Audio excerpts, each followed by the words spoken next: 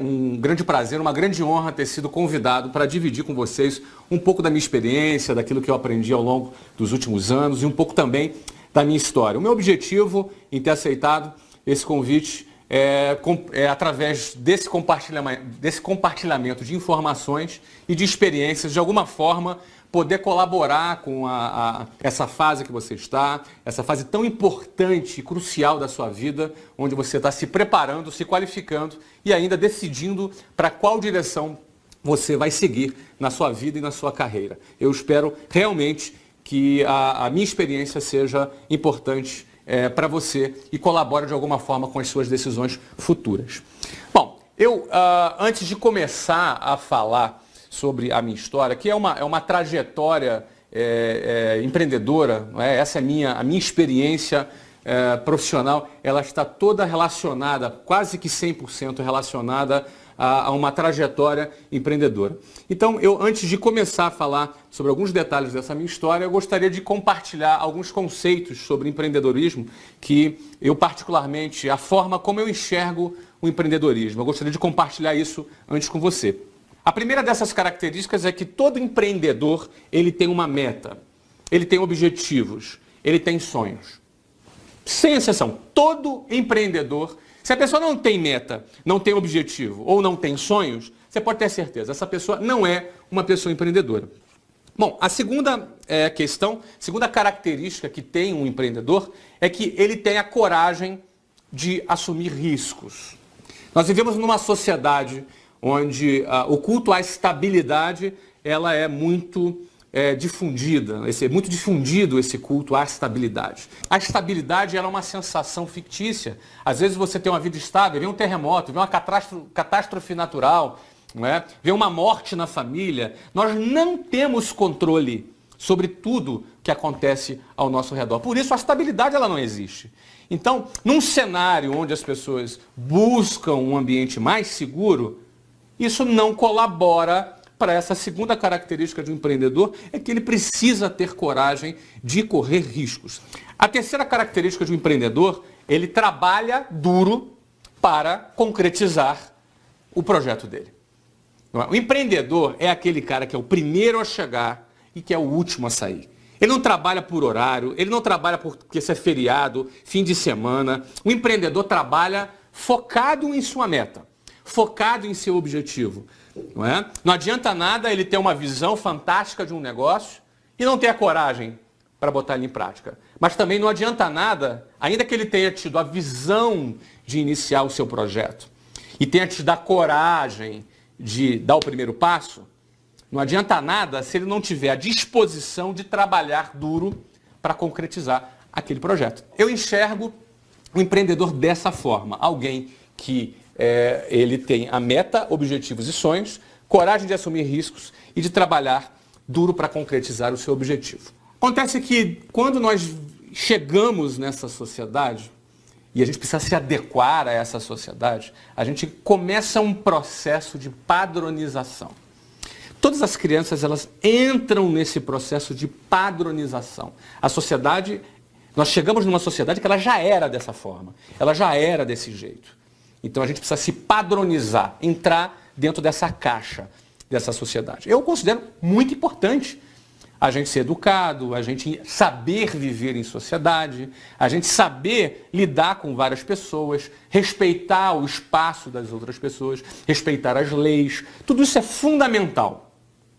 Mas quando essa padronização, ela extrapola esse campo social e passa a invadir a sua própria identidade de empreendedor, e ela passa a anular as suas decisões empreendedoras, o seu ímpeto empreendedor, o seu instinto de coragem, de assumir riscos, o teu instinto de sonhar e querer trabalhar duro para realizar. Quando essa padronização começa a entrar nesse ambiente, você começa a se transformar numa pessoa diferente da sua própria essência.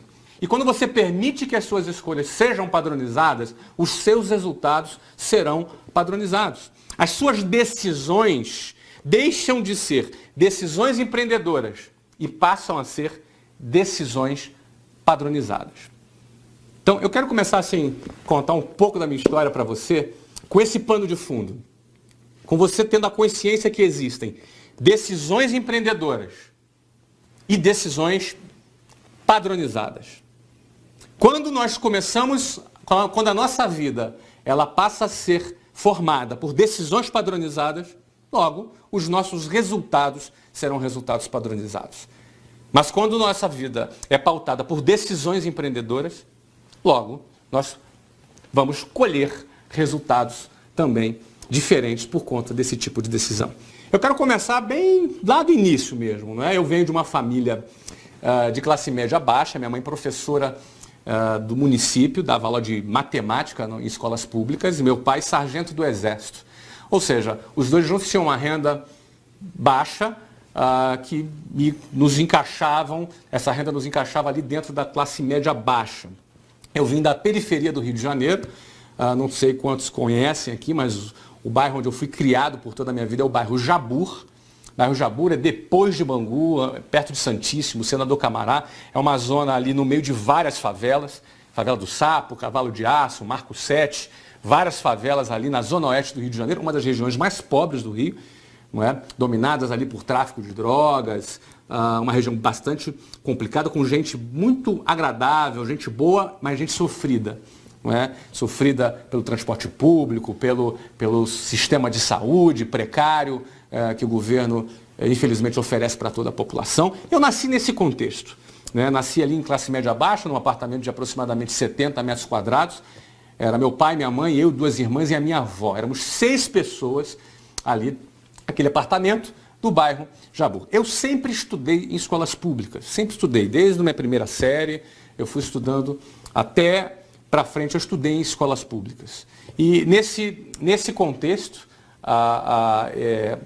quando eu estava na 8ª série, a minha mãe me tirou da escola, daquela escola pública, e me matriculou num colégio particular, que a gente considerava ser um colégio mais forte, que me ajudaria a me preparar para um concurso público que eu faria, que eu tinha o desejo de fazer na ocasião, para entrar na Marinha. Não é? Eu quis fazer aqueles concursos para as escolas militares, o Colégio Naval, a EPICAR e a SPSEX. Eu queria ser oficial das Forças Armadas, em especial oficial da Marinha. Essa era uma meta que eu tinha, era um objetivo que eu tinha, era aquilo que eu entendia onde eu poderia ali explorar o meu potencial, onde eu poderia ser bem sucedido, que era uma coisa que eu tinha um desejo muito grande. Eu queria dar certo, não é? Eu entendia que ali seria, para mim, um caminho que eu poderia explorar o meu potencial. Bom, eu fui fazer esse concurso. O concurso, na época, era um concurso bem difícil. Era um concurso que eram cerca de 200 a 300 mil candidatos, alguma coisa assim, para apenas 200 vagas. Ou seja, era um concurso que, por vaga, eram cerca de 1.000 a 1.500 pessoas disputando por vaga. Eu fui lá me preparar para esse concurso. Bom, resultados. Eu não só não passei naquele concurso, como quase fui reprovado na 8ª série, porque era muito mais forte do que aquele conteúdo que eu estava acostumado ao longo da minha vida. Então, ralei ali, consegui passar de ano, pelo menos, mas não consegui ser aprovado. Eu estou contando essa história para você porque esse momento foi um momento muito importante para mim. Porque eu tive que tomar uma primeira decisão, e foi uma decisão minha, e eu tive que convencer os meus pais. E que talvez fosse a minha primeira decisão não padronizada. Talvez fosse a minha primeira decisão empreendedora. Embora eu tivesse apenas 13 anos de idade, não tivesse a consciência disso, mas o meu instinto, o meu ímpeto, eu tinha um objetivo. Meu objetivo era ser oficial das Forças Armadas. E estava disposto a trabalhar duro para isso. Mas para isso eu tinha que tomar algumas decisões corajosas. A primeira delas foi quando eu não fui aprovado nesse concurso. Eu pedi para os meus pais: olha, eu não quero seguir no ensino médio. Não quero, eu quero parar esse ano. Porque o meu objetivo é entrar nessa escola para ser oficial das Forças Armadas. Para isso, eu teria que fazer o concurso no outro ano. Aquele concurso acontecia uma vez por ano. Então, se eu entrasse já no primeiro ano do ensino médio, eu já estaria deixando de lado aquele meu objetivo. Porque o Colégio Naval ele é equivalente ao ensino médio. Depois tem a Escola Naval, com mais 4 anos, equivalente ao curso superior. E a pessoa sai oficial das Forças Armadas. E era aquilo que eu queria. Aquela era a minha decisão, aquele era o meu objetivo. Eu convenci os meus pais a não me matricular no primeiro ano do ensino médio, para que naquele ano eu me dedicasse a estudar mais uma vez para aquele concurso. Né? Eu entendi que se eu me preparasse mais um ano, eu teria muitas chances de conquistar uma daquelas 200 vagas dentre os mais de 200 mil, ou quem sabe 300 mil candidatos. Eu só não me lembro se é 200 ou 300 mil candidatos. Bom, assim foi, meus pais me deram um voto de confiança, me permitiram que eu fizesse aquilo. Eu me matriculei num curso para me preparar e ralei pra caramba aquele ano. Estudei bastante, estudei como eu não tinha estudado minha vida inteira. Estudei fim de semana, de noite, eu me superei. Na minha referência, eu acho que eu tinha me superado. Chegou no final do ano, resultado. Qual foi o resultado? Eu não passei de novo. Mais uma vez eu não passei. Eu fiquei talvez entre os 500 primeiros de 200 mil, mas isso não era suficiente. Eram apenas 200 vagas. Mais uma vez eu não passei. Eu com 14 anos, eu terminando, não entrei no ensino médio, e com 14 anos eu não fui aprovado. Aconteceu o que talvez muitos temessem. Flávio, mas e se você não passa? Não importa, eu vou me dedicar, eu vou passar. E eu não passei. Eu fracassei mais uma vez naquele ano. Diante daquele resultado, obviamente, que nem eu e nem meus pais ficaram satisfeitos, mas ao mesmo tempo meus pais reconheceram bastante o quanto eu me dediquei. Talvez não o suficiente, mas eles viram o quanto, para um garoto de 14 anos de idade, o quanto eu tinha me dedicado ali naquele objetivo, mas eu não fui bem sucedido. Embora tendo ficado entre os 500 primeiros, já foi um excelente resultado. O que eu fiz no final daquele ano? Eu falei para os meus pais, eu quero fazer mais uma vez, eu vou fazer mais uma vez esse concurso. Eu vou passar, no próximo ano eu vou passar. Ah, mas você pode então, se matricula no primeiro ano do ensino médio e você, em paralelo, você faz o curso e faz o concurso. Porque se você não passa, você tem pelo menos garantido aqui que você está, né, no primeiro ano do ensino médio, para você não atrasar um ano na sua vida. Não é? E o meu conceito era muito certo, eu era muito convicto. Atrasar um ano na minha vida era eu fazer o que eu não quero, porque eu queria atingir aquilo que eu queria. Aquele era a minha meta, era meu objetivo, era meu sonho. Eu passando naquele ano, não faria nenhum sentido aquele ano, eu teria que voltar igual. Não, mas se você não passa? Não, eu não passa, eu vou me dedicar, eu vou pagar o preço que for necessário. Essa foi a minha decisão. Convenci os meus pais, mais uma vez, disso. Convenci os meus pais. E aquele ano eu falei, não, eu vou estudar 2 vezes. O que eu achei que eu estudei muito, então não foi suficiente. Eu vou estudar o dobro, vou estudar mais. Eu vou pegar pesado, eu vou estudar mais. Eu tinha agora 14 anos. E o que aconteceu? Eu comecei aquele ano, aí estudei mais mesmo, estudei fim de semana, estudei mais. E além de ter estudado mais, eu também já tinha avançado, já tinha aprendido, eu já estava mais tarimbado naquele concurso. Bom, o resultado ao final da minha terceira tentativa, não é, com 14 anos, virando o ano que foi 1988, eu entrei no Colégio Naval, fui aprovado nas três provas, fui muito bem classificado e fui aprovado e entrei no Colégio Naval. É fato que hoje eu não sou um oficial da Marinha, você já faz ideia que eu não segui a carreira na Marinha. Não é? Eu não me identifiquei, porque na realidade dentro daquele processo eu via que eu precisava ser super padronizado dentro de um outro sistema. E realmente essa coisa de me sentir padronizado instintivamente já não me fazia bem. Eu não me adaptei com a vida militar e acabei saindo. Tive excelentes experiências, tenho grandes amigos na Marinha, mas acabei saindo. Mas o que eu trago daquela situação é que eu, aluno de escola pública, eu, aluno que recebia um conteúdo num nível bem mais baixo que os outros alunos das melhores escolas, me dedicando, ralando, correndo riscos, eu era capaz de atingir um objetivo. Eu tinha metas, objetivos e sonhos, eu tive a coragem de assumir riscos e eu trabalhei duro para concretizar aquele objetivo. Aquele foi o meu primeiro empreendimento ali, eu me entendendo por gente, não é? Não eu como espermatozoide. Ali eu me entendendo por gente, aquele ali foi um grande empreendimento e me trouxe muitos ensinamentos. Eu entendi que eu era capaz de conseguir aquilo que eu queria. O que eu quiser, eu sou capaz. O que eu quiser. O que eu botar na minha cabeça, eu sou capaz de conseguir. O que eu quiser. Agora eu vou ter que ter coragem de correr riscos. E eu tenho que ter disposição para ralar e trabalhar forte. Não é? Então, eu consegui hoje, fazendo essa análise, na época eu não tinha essa análise, mas fazendo hoje essa análise, eu vejo que aquilo foi muito importante para mim. Em especial, quando eu, saindo do Colégio Naval, meu novo objetivo eu gostava muito de matemática, física, exatas, eu tinha um excelente resultado nas provas, eu tinha muita facilidade, Então eu escolhi fazer engenharia da computação, engenharia mecatrônica ou engenharia de sistemas. Não é? Essa foi a área que eu escolhi para eu estudar. Eu fiz lá para a USP, para mecatrônica, para a Unicamp, para engenharia de computação e na UF, para ciência da computação. UF lá no Rio de Janeiro. Então assim, eu entendi na época, qual é a melhor faculdade que tem? A USP é boa, a Unicamp é boa, e eu não tinha nem hipótese de pagar uma faculdade, minha família não tinha nenhuma condição de pagar a faculdade para mim. Então, eu vou para essas melhores faculdades. Fiz o vestibular no final do terceiro ano, eu saí do Colégio Naval, fiz o vestibular, foi muito fácil passar em todos os vestibulares, porque eu já estava muito preparado, toda a preparação que eu fiz para aquele concurso me deu eu estava preparado o suficiente, passei em todos os vestibulares e estava pronto para ir para a Unicamp, que tinha sido a minha escolha. Eu ia estudar na Unicamp, engenharia de computação. E aí uma história de amor começa. Eu conheci a Luciana, eu tinha 18 anos de idade, a Luciana tinha 15 anos de idade. Ela era linda. Aliás, ela é até hoje. Eu sou casado com a Luciana até hoje. Vamos fazer agora no final do ano 21 anos de casados. Mas eu me apaixonei pela Luciana. A primeira menina que eu me apaixonei, e eu falei, não, eu não quero sair do lado dessa menina de jeito nenhum. Eu não vou para São Paulo.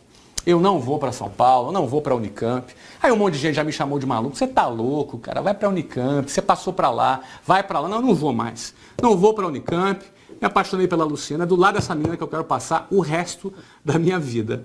Não é? Então, em 1991, como eu decidi não ir para a Unicamp, a minha decisão, então, foi ficar no Rio de Janeiro, na UF, estudando ciência da computação. A minha matrícula na UF, ela começaria no segundo semestre de 91. Então, eu tinha o primeiro semestre inteiro, que eu não tinha nada para fazer, eu já tinha 19 anos. Eu pensei, pronto, vou arrumar um emprego. Pela primeira vez vou trabalhar, nunca tinha trabalhado. Eu comecei tarde a trabalhar, com 19 anos, eu até considero que eu comecei tarde. Mas já falei, olha, eu vou ter uma experiência profissional. Minha faculdade era de manhã, ou seja, eu não tinha a menor possibilidade de trabalhar, não é? Estudando de manhã, mas até começar a faculdade eu vou arrumar um bico, vou arrumar alguma coisa para eu poder ter pelo menos alguma experiência profissional. Vi um anúncio no jornal e eu falei, cara, tá aqui, ó, esse anúncio eu vou lá. Se eu for selecionado, se eu não for, pelo menos é uma experiência que eu vou ter. Então, assim eu tomei a decisão de buscar o meu primeiro emprego. Não é? E quando eu fui para esse anúncio, acordei lá, 5h30 da manhã, peguei lá o meu 396 lá no ponto final do Jabur, Praça Tiradentes, e o ônibus era lotado de gente, era 2 horas pela Avenida Brasil, 1h30, 2 horas se tivesse trânsito pela Avenida Brasil com ônibus lotados. Lá fui eu para a minha primeira entrevista de emprego. Cheguei lá às 8 horas da manhã. Quando eu cheguei tinha uma fila de umas 200 pessoas na fila. Eu fui ser atendido meio-dia e por uma razão que você não me pergunte qual, eu fui selecionado para participar de um processo seletivo com 40 pessoas. Nesse processo seletivo eu me encantei. Eu conheci a empresa, eu conheci a filosofia da empresa, eu conheci como eles pensavam. Enfim, eu tive um contato com esse ambiente empresarial, eu tive um contato com uma linguagem mais corporativa que eu nunca tinha tido. Até então, eu me media pelas minhas conquistas acadêmicas, eu era inteligente, eu passava no concurso, eu passava no vestibular. Pô, bacana, minha autoestima estava bacana, porque eu me sentia vencendo dentro daquele cenário. Mas quando eu entrei no ambiente corporativo e vi todo aquele cenário, eu falei, opa, existe um mundo aqui que eu não conheço. Existe um mundo que eu não conheço. Naquela empresa existia um plano de carreira, existia um processo meritocrático. O emprego que eu fui buscar era na área comercial, ou seja, o meu trabalho, caso eu fosse contratado, era matricular novos alunos, era trazer novos alunos para a escola, não é? Era vender a ideia daquele curso de inglês para trazer novos alunos para a escola. Não é? E não era lá um trabalho muito recomendado, porque eu não tinha salário fixo, não tinha carteira assinada, eu ganhava comissão. Era essa a minha condição, eu ganhava comissão. Então, você já pode imaginar. Não é? Talvez muitas pessoas da minha família, não, isso aqui é uma coisa instável, isso não tem segurança, isso não tem futuro. Não é? Muitos amigos, Flávio, você é um menino inteligente, está vendendo o curso de inglês. Não é? Então eu acabei me envolvendo, eu me apaixonei por aquilo. Gostei de realizar o trabalho e, em especial, eu me apaixonei pelo plano de carreira. O plano de carreira daquela empresa dizia, ó, se você cumprir tal meta, você vai chegar a um determinado cargo, você vai ganhar tanto. Se você cumprir tal meta, você chega a tanto. Eu falei, cara, peraí. Se eu tenho um objetivo, tenho a coragem de assumir e estou disposto a pagar o preço, cara, só depende de mim. Se só depende de mim, eu vou fazer. Não é? Então eu entrei naquele trabalho, agarrei aquela oportunidade que para muitos não era nada recomendável, e não era mesmo, do ponto de vista padronizado, do ponto de vista convencional, não era mesmo, mas eu estava muito mais voltado para os meus objetivos e o que aquilo poderia colaborar comigo do que com a padronização. Eu encarei aquilo e fui adiante. E a outra coisa, aquele trabalho me dava a perspectiva rápida de eu me casar com a Luciana. Era o meu objetivo, eu queria me casar com a Luciana. O mais rápido possível. Era o meu objetivo, eu estava apaixonado e eu tinha certeza que eu queria passar o resto da vida do lado dela. O que aconteceu? Eu peguei, comecei a trabalhar, e trabalhei forte, de manhã, de tarde, de noite, fui cumprindo as metas. Cheguei a gerente em 2 meses e meio. Ou seja, com 2 meses e meio de empresa eu já ganhava, tipo, a moeda de hoje, né? Que na época era cruzeiro, né? Então a moeda de hoje, tipo, uns R$ 2.000. Eu tinha 19 anos de idade. Fui trabalhando, fui transferido para a Venezuela, naquela empresa. Voltei para o Brasil, cheguei a um cargo de diretor. Aos 20 anos, eu tinha 20 anos e a Luciana 17 anos, eu me casei com a Luciana. Eu tinha 20 anos e a Luciana 17 anos. Muitos me chamaram de louco, de maluco, você tem que aproveitar a vida. Eu respeito, né? Eu acho que cada pessoa, eu respeito a decisão de cada pessoa. Mas para mim, aproveitar a vida era estar do lado da Luciana. Para mim, aproveitar a vida era construir a minha família, era construir a minha história. Essa era a minha forma de ver. Eu não queria estar padronizado, que não, tem que aproveitar a vida, tem que, enfim. Eu queria, era aquilo que eu escolhi para mim. Eu encontrei a pessoa certa e eu queria me casar com aquela pessoa. E me casei aos 20 anos de idade e ela com 17 anos. Aos 23 anos de idade, eu já ocupava um cargo de diretor e já ganhava um bom salário. Talvez eu ganhasse equivalente a uns R$ 15.000 hoje. Eu com 23 anos, a Luciana 20 anos. Luciana trabalhava na administração, ganhava mais uns R$ 2.000. Então talvez nós dois juntos já tivéssemos um equivalente a uma renda de R$ 17.000. Eu tinha 23 anos e ela 21 anos. É óbvio que no meio desse período eu já não tinha mais nenhum interesse na área de tecnologia, na área de ciência da computação. Minha faculdade ficou trancada lá. E eu fiquei dedicado 100% ao meu projeto. Só que com 23 anos, ainda que eu estivesse já ganhando esse salário, que era um bom salário, é um bom salário hoje, imagina na época, não é? Que já era um bom salário, eu já tinha uma vida mais estabilizada, eu já tinha um bom carro, não morava mais no bairro Jabur, morava já na zona sul do Rio de Janeiro, mais perto do trabalho. Ou seja, aos olhos convencionais, eu estava estabilizado, eu já estava numa situação melhor. Inclusive, muitas daquelas pessoas que no início me criticavam, que achavam que era loucura, que sai desse negócio, isso não tem futuro, já passavam ali. Eu já tinha 23 anos, casado, ganhando esse valor aí que eu falei para vocês, eu já passava já mais ser respeitado, mais bem tratado, as pessoas, realmente, né? Alguns até falavam, olha, eu sempre acreditei em você. Eu falei, tá bom, não é? Então é sempre assim, não é? Mas uma decisão padronizada nesse momento seria o quê? Não, agora eu conquistei esse patamar, beleza, eu vou agora aqui manter aqui, né, minha situação. Não foi isso que eu fiz, não foi isso que eu fiz. Eu enxerguei que aquela empresa tinha algumas falhas, eu enxerguei que o produto ali tinha as suas limitações, não é? E percebi também que eles estavam tendo um resultado financeiro muito alto e não estavam dispostos a investir naquele processo. Além de eu achar que aquilo comprometia o futuro daquela empresa, comprometeria também o meu futuro. Então, a minha decisão foi simples, eu pedi demissão. Eu saí daquela empresa depois de trabalhar quase 4 anos, ganhando muito bem, não é, para abrir o meu próprio negócio. Então, no dia 3 de abril de 1995, a primeira unidade, a primeira escola da WhatsApp foi inaugurada no centro do Rio de Janeiro, na Rua da Alfândega, na esquina com a Avenida Rio Branco. Foi a minha primeira empresa, a WhatsApp, que hoje acabou se tornando líder no setor de ensino de inglês para adultos, mas na época eu tinha 23 anos de idade, a Luciana tinha 20 anos de idade e nós fundamos aquela empresa que aquilo ali passou a ser a nossa meta, nosso objetivo e nosso sonho, que era criar a maior rede de ensino de línguas do Brasil para adultos. Essa era a nossa meta, não é? Então, nós E além dessa ser a nossa meta, nós tivemos a coragem de pedir demissão e sair daquela empresa, sem nenhuma garantia. Simplesmente nós pedimos demissão e saímos.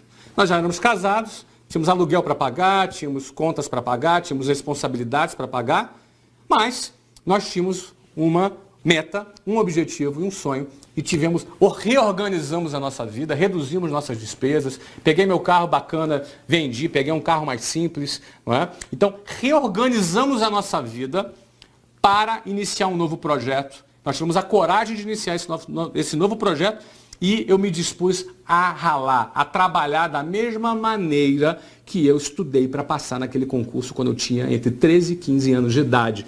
Era a mesma coisa, era o mesmo DNA, era o mesmo conceito. E eu acreditava que eu era capaz de fazer. Não é? Podia estar tudo errado. Eu podia me endividar todo.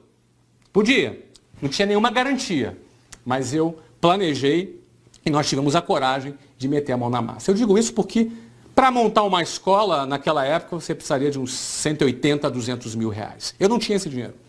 Nem meus pais poderiam me ajudar, porque meus pais não tinham a menor condição. O apartamento que eles moravam custavam cerca de 30 mil reais. Ou seja, praticamente não garantia nenhum aluguel. Não é? Então, eu tinha ali um desafio pela frente. Em primeiro lugar, eu tinha que alugar um imóvel. E o imóvel para uma escola, eu precisaria de pelo menos uns 400 metros quadrados, bem localizados. Nós alugamos um imóvel na Avenida Rio Branco, ali na esquina na Rua da Alfândega, esquina com a Rio Branco, de 437 metros quadrados. Eu tinha que achar um louco que ao ouvir a minha história de um moleque de 23 anos de idade, que o cara acreditasse e alugasse o imóvel para mim. Você sabe que isso não é fácil. Até para você alugar um apartamentozinho pequenininho, te pedem trilhões de garantias. Eu levei muitos nãos. Levei não a imóveis, imobiliárias, que não deram nem atenção para mim. Até que eu achei um maluco, um louco, que ouviu a minha história, acreditou e alugou o imóvel para mim. Eu tinha um amigo que ia ser meu sócio e tudo que ele tinha que fazer era vender um Voyage. Na época ele tinha um Voyage 86, era um carro já velhinho já, para ser o meu sócio. Uma semana antes ele amarelou, ficou com medo de perder o Voyage dele. Ele amarelou e falou, Flávio, não vai dar, saiu fora, eu fiquei sem dinheiro e agora o que eu vou fazer? Fui lá conseguir 20 mil reais, 10 mil no meu e 10 mil no da Luciana. 20 mil reais no cheque especial, pagando 12% de juros ao mês. Isso não é nada que eu recomende para ninguém, mas foi o recurso que eu tive para poder iniciar o meu negócio. E é óbvio, 20 mil reais não era suficiente, né? Porque logo no outro mês tinha que pagar salário, logo no outro mês tinha que pagar aluguel, tinha que pagar energia, todas as despesas, não é? De 20 funcionários que inicialmente a escola teve. E aí, o que contou? O meu trabalho e a disposição de trabalhar. A gente tinha que vender, a gente tinha que captar novos alunos, a gente tinha que prospectar novos alunos. Né? Com o dinheiro da matrícula, com o dinheiro das mensalidades, eu tinha que pagar todos os meus compromissos. Aí, e se não captasse aluno? E se não tivesse dinheiro? Não tinha dinheiro para pagar? Simples assim. Mas na minha cabeça não existia essa possibilidade. Pode parecer estranho para você, mas eu já trabalhava há 4 anos nesse trabalho de prospecção de novos alunos. Eu estava bastante confiante que eu era capaz de fazer isso. E nós fizemos. Nós colocamos mais de 1.000 alunos na primeira escola, né, que foi mais do que suficiente para poder a gente pagar todos os nossos compromissos e ainda aos 9 meses, maio, junho, julho, agosto, setembro, outubro, novembro, dezembro, 8 meses. 8 meses mais tarde eu abri a segunda escola. Nós abrimos a segunda escola em São Paulo, dessa vez na Avenida Paulista, um dos metros quadrados mais caros do Brasil. Ou seja, pelo menos 4, 5 vezes mais caro o aluguel lá na Avenida Paulista do que nessa da Rua da Alfândega. Também não foi fácil achar um maluco que alugasse um imóvel para um moleque de 23 anos de idade. Não é que tinha um projeto, que tinha uma escola no Rio de Janeiro. Já tinha uma história, mas não importa. Eu estava chegando em São Paulo.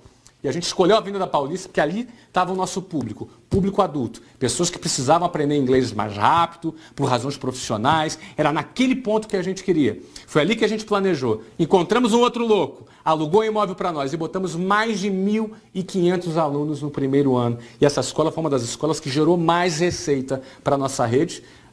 Nós chegamos a faturar $500 mil por mês nessa escola, que foi onde nós geramos caixa para a expansão da nossa rede nos 3 primeiros anos. Nos 3 primeiros anos, ou seja, entre 1995 e entre 1998, nós abrimos 24 escolas próprias. Eu e a Luciana abrimos 24 escolas.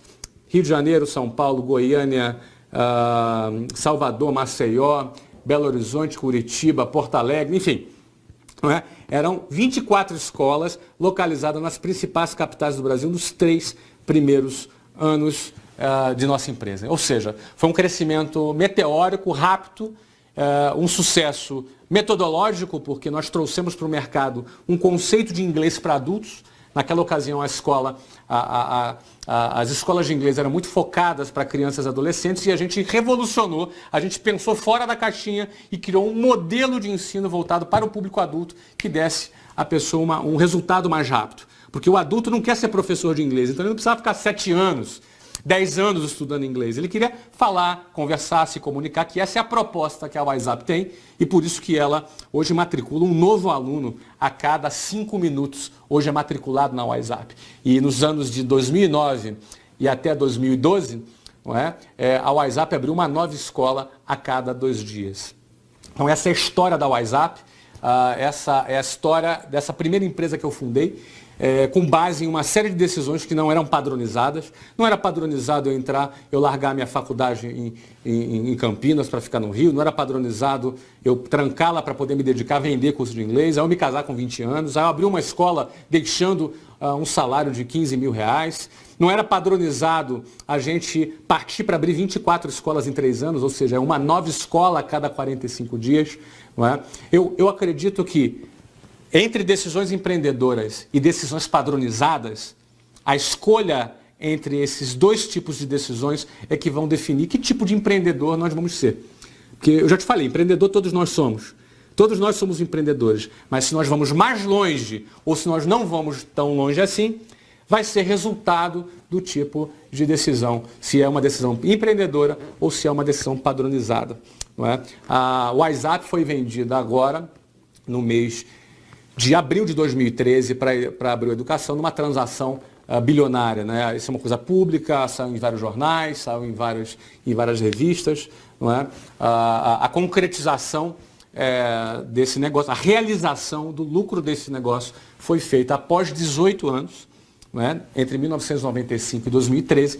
18 anos mais tarde, a WhatsApp e todo o grupo Omets, que foi o grupo de empresas que eu dirigi e fundei, que a WhatsApp é apenas uma dessas empresas, talvez a mais famosa, que se tornou mais conhecida, não é? Mas esse grupo foi vendido, incorporado pelo Grupo Abril, que para um empreendedor, quando a sua empresa ela é vendida, é porque o mercado passou a ver valor nessa empresa. Ou seja, o ápice da realização de um empreendedor é quando ele cria um negócio e aquele negócio despertou interesse no mercado e ele é vendido. Eu hoje tenho 41 anos de idade, finalizei esse ciclo ali com as empresas relacionadas à educação de línguas, escolas de línguas, não é? E agora? Eu tenho 41 anos, então agora é hora da gente dar um tempo, vamos agora acalmar, vamos passear, quem sabe me aposentar. O que vocês acham? Tem uma outra coisa, empreendedor nunca se aposenta. Empreendedor é um cara que gosta de viver, gosta de realizar, entendeu? Ele não trabalha simplesmente por dinheiro, até porque já faz muito tempo, desde quando já a nossa empresa estava em desenvolvimento, não era já por razões financeiras, não é? Eu particularmente gosto muito de lidar com jovens, gosto muito de lidar com pessoas e acredito que a nossa experiência e o que a gente já viveu pode ajudar e colaborar com muitas pessoas. Então, não faz sentido agora para mim eu me aposentar. Então, eu já estou envolvido aí com alguns empreendimentos. Não é? Um deles, em 2009, nesse período, né, eu morei, além de ter morado na Venezuela, no Brasil, eu morei na Austrália também, morei nos Estados Unidos, Barcelona, e hoje eu moro em Londres.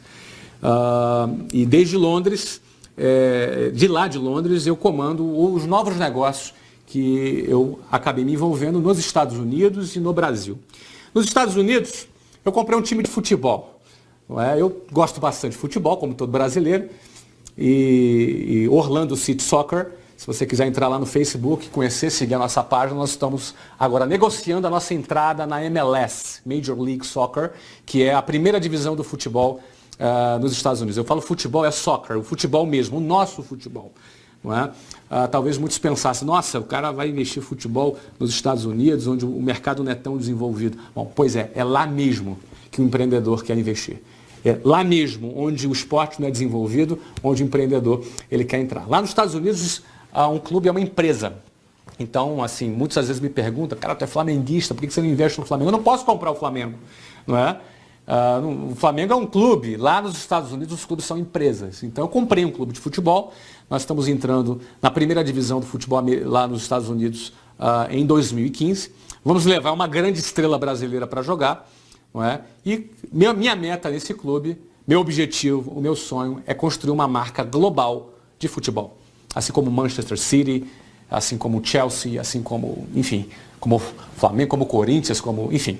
Não é? Nós vamos construir uma marca global de futebol e onde dentro de um mercado onde atualmente, só para você ter ideia, os torneios nos Estados Unidos já têm 50% mais público do que o Brasil. Pra você ter ideia, a média do campeonato carioca nos estádios é de 2.300 torcedores por jogo.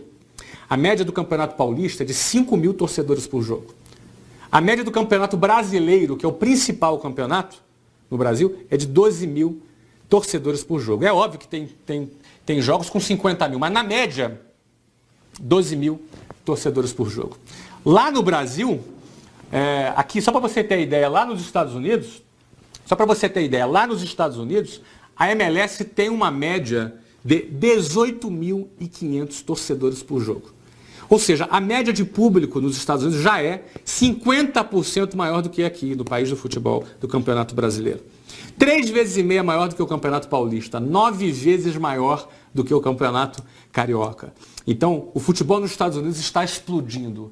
Nós entramos agora no futebol e minha meta com esse clube é criar uma marca global de futebol. Recentemente fizemos um amistoso com o atual campeão brasileiro, o Fluminense. Foi transmitido ao vivo aqui pela Sport TV no Brasil. Quase a gente ganhou. A gente perdeu o jogo por 4-3 para o Fluminense. Foi um jogo bastante interessante. Esse é um dos empreendimentos que eu estou envolvido. Um segundo empreendimento que eu estou envolvido é o Geração de Valor. Talvez alguns conheçam, talvez outros não conheçam. Eu convido a você para visitar canal Geração de Valor no Facebook, facebook.com/canal Geração de Valor. Eu diariamente atualizo esse perfil. Eu pessoalmente tenho esse perfil com a finalidade de compartilhar minhas experiências, compartilhar conhecimento, encorajar e desafiar pessoas a acreditarem no seu potencial e a empreenderem. Só para você ter ideia, nesses últimos 24 meses eu fundei esse canal, criei esse perfil e comecei a escrever. Hoje nós temos mais de 1.200.000 pessoas que participam desse canal, que seguem o Geração de Valor no Facebook e acabam tendo contato com o conteúdo que eu pessoalmente desenvolvo. Inclusive eu convido a você a entrar na página e interagir comigo. Eu interajo ali com a página todos os dias, sem exceção, eu participo dessa página. Então esse é um empreendimento que eu tenho bastante carinho, que é onde eu divido meu conhecimento, que é onde eu ali compartilho minha visão e experiências com jovens que estão ali iniciando a sua carreira, e você é convidado a participar também dessa página. No segundo semestre, agora no final desse segundo semestre agora, nós vamos lançar a segunda fase do Geração de Valor, que para aqueles que querem se aprofundar, nós vamos criar eventos e cursos voltados para quem deseja explorar mais o seu potencial e para quem deseja empreender. Você está convidado ali, ao participar da página, você já vai ficar antenado de tudo que está acontecendo por ali. Não é? E tem mais novidades, tem mais coisas que eu ainda não anunciei e que em breve vou anunciar a respeito dos meus novos empreendimentos. Mas o que eu quero deixar aqui registrado para você é que eu venho de família de classe média baixa, eu venho de escolas públicas, tá? Eu não tenho QI, quem me indique, eu nunca tive nenhum favorecimento, nunca fiz negócios com o governo, aliás, não quero, nunca fiz e nunca pretendo fazer negócios com o governo. Não é? Então, eu entendo que eu não sou melhor do que ninguém. Eu passei 2 horas, de 2 horas para ir, entre 2 horas para voltar, 4 horas por dia amassado dentro de um ônibus ou dentro de um trem, para ir e voltar do meu trabalho, mas com uma meta, com um objetivo e com um sonho. Eu não sou melhor do que você, eu não sou melhor do que ninguém. Não é? Eu acredito que quando você tem uma meta, um objetivo e um sonho, quando você tem a coragem de assumir riscos e está disposto a trabalhar forte, quando você, acima de tudo, você abandona o padrãozinho, abandona aquela caixinha, não é? Abandona aquela maneira, não é? Você rejeita aquela forma convencional e padronizada que te foi apresentada. Um novo cenário abre para você, não é? Você passa a acreditar que você é capaz de realizar. E quando você acredita, quando você sonha e tem coragem e está disposto a trabalhar, as suas chances de vencer, elas aumentam muito mais. Então, a mensagem que eu quero deixar para você é que acredite no seu potencial. Tá? Não se intimide com as chacotas ou com as críticas. Não é? Tenha coragem de pensar fora do padrão. E se faz muito tempo que não estão te chamando de louco, é que você deve estar errando alguma coisa. Porque todas as vezes que você resolver sair do padrão, você vai ser criticado, vai ser chamado de louco. Acho que o Brasil, o mundo precisa de novos líderes, pessoas corajosas que sejam dispostas a fazer a diferença. Em todos os setores da sociedade, inclusive na política, inclusive no setor empresarial, no setor das organizações não governamentais, no setor social. Não é? Eventualmente você é um cara mais artístico, então empreenda no seu lado mais artístico. Tenha coragem de assumir aquilo que você quer, né? De correr riscos para você realizar o seu projeto de vida. Cada um tem seu projeto. Eu contei o meu aqui, isso aqui não é uma regra, não é? É a minha vida, a minha história, mas eu acredito que para a sua vida, para o seu projeto de vida, o que você quer alcançar para você, eu acredito que esses princípios, de alguma forma, pelo menos eu desejo que tenha colaborado com você. Tá legal, gente? Pessoal, um grande abraço, um prazer imenso aqui ter investido esse tempo junto com vocês. Eu desejo tudo de melhor, todo sucesso para você na sua carreira. Um abraço.